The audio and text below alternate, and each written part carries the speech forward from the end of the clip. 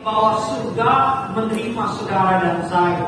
Kita harus, orang Kristen, kita harus membedakan antara penerimaan Tuhan dengan yang namanya persetujuan Tuhan, God acceptance, dengan God approval. Kalau God acceptance atau penerimaan Tuhan, kita diterima apa adanya, katakan amin. Karena banyak orang Kristen berpikir ketika mereka diterima apa adanya, mereka bisa berbuat apa adanya juga. Itu sebuah pemahaman yang salah. Perbedaan antara penerimaan Tuhan dengan persetujuan Tuhan, kita harus tahu perbedaan. Sebagai contoh dalam konsep keluarga, anak saya gini, dia nggak perlu buat apa-apa untuk saya terima. Karena memang pada prinsipnya, karena dia anak saya mengasihi dia. Yang ngerti bilang amin dulu. Walaupun saya mengasihi anak saya menerima dia apa adanya, tapi tidak semua perbuatannya saya setuju. Saudara bisa ngerti maksud saya?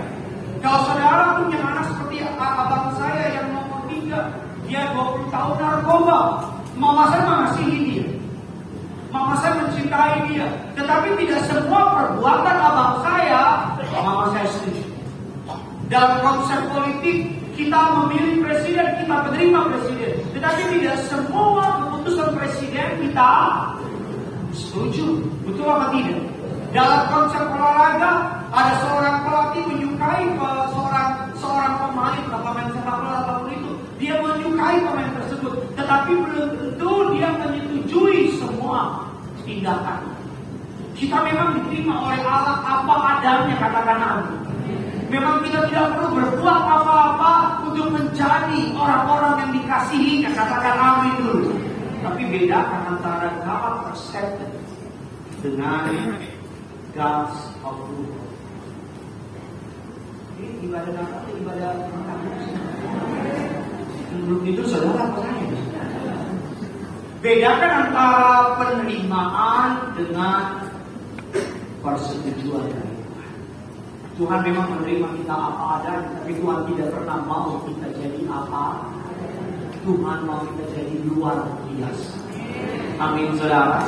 Yang percaya kasih tepuk tangan dulu. Bila kiri kanan saudara, Tuhan mau kamu luar biasa.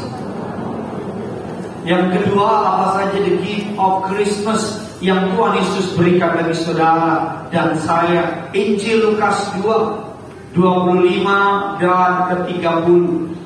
Adalah di Yerusalem seorang bernama Simeon. Dia seorang yang benar, saleh, yang menantikan penghiburan bagi Israel. Roh Kudus ada di atasnya. 26 saudara.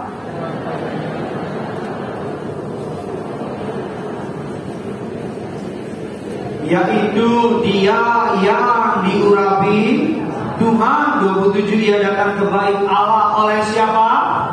Roh Kudus. Ketika Yesus anak itu dibawa masuk oleh orang tuanya untuk melakukan kepadanya apa yang ditentukan hukum Taurat 28, ia sambil memuji Allah katanya,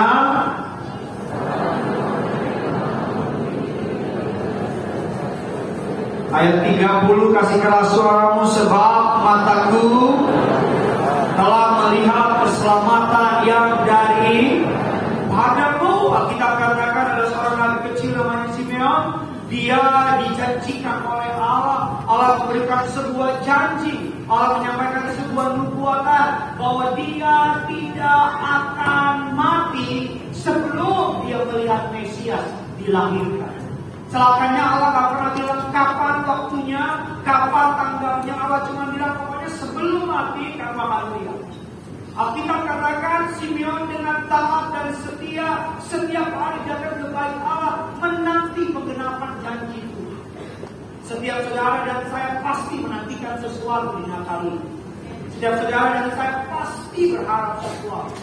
Dan puji Tuhan di Natal ini, gift atau pemberian yang Tuhan berikan yang kedua adalah penantian kepada Tuhan. Pasti akan terjawab, katakan amin. Bila kiri kanan saudara, apapun yang kamu nantikan dalam Tuhan, Tuhan pasti jawab. Kasih tepuk tangan dulu ya Tuhan.